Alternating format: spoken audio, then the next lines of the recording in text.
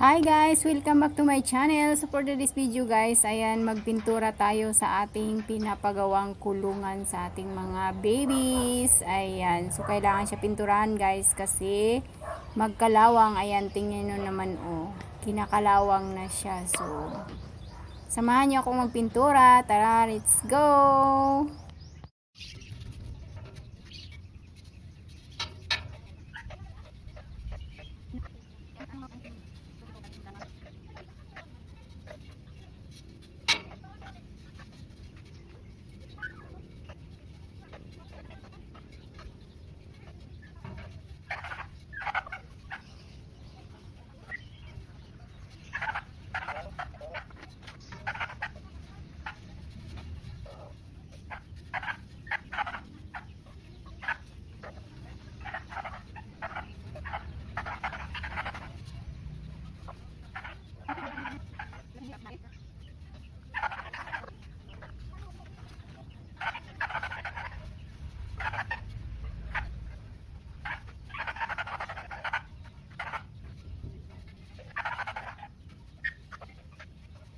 Ayan guys, kailangan talaga siya magpinturahan para hindi siya magkalawang kasi yung aso iihi tapos sa tae dito, so magkalawang siya, so mabubulok siya kaagad. Kailangan natin siya ng pintura para mag long last naman yung kulungan nila o yung cage nila.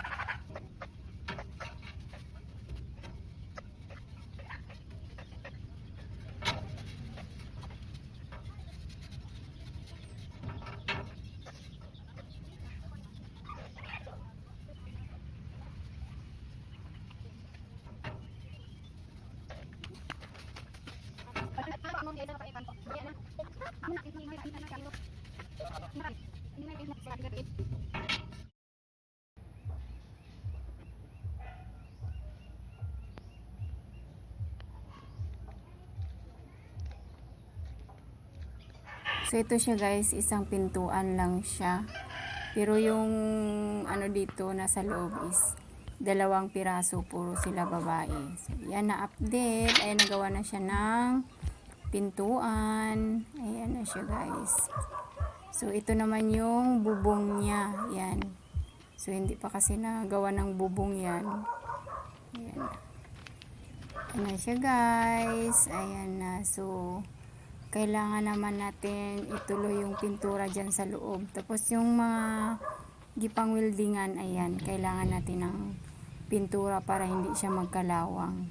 So, ayan siya. So, pintura naman tayo ulit para magiging ano talaga yung kulungan ng aso natin.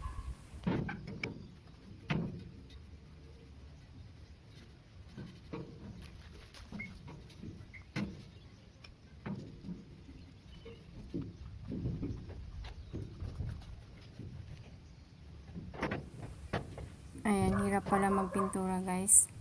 Sakit sa likod. Pero okay lang. At least safe na yung ano natin, yung alaga natin. Kawawa naman kung mahiga sila sa lupa. So, yun. Para sa mga poor babies, ayan, ito na yung kulungan nila. O yung tirahan nila, bahay nila. Para komportable naman sila, so medyo malaki-laki na yung pinapagawa para hindi sila ano sa loob makakagalaw sila ng malaya o ano sila kapaglaro.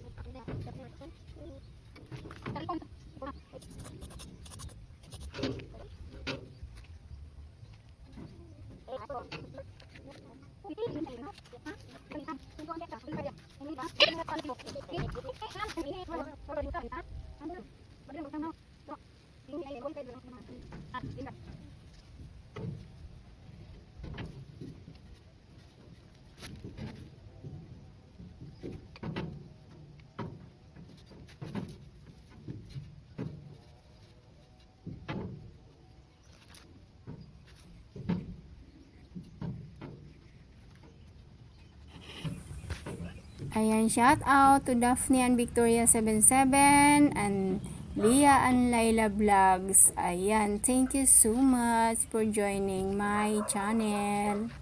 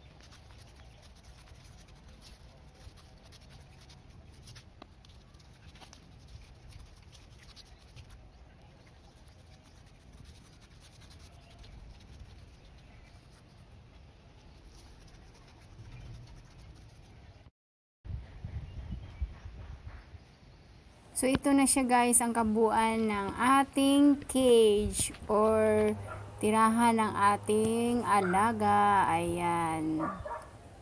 So, ito na siya guys. Ito na siya. Ang kabuuan na siya. So, thank you for watching. God bless. Bye-bye.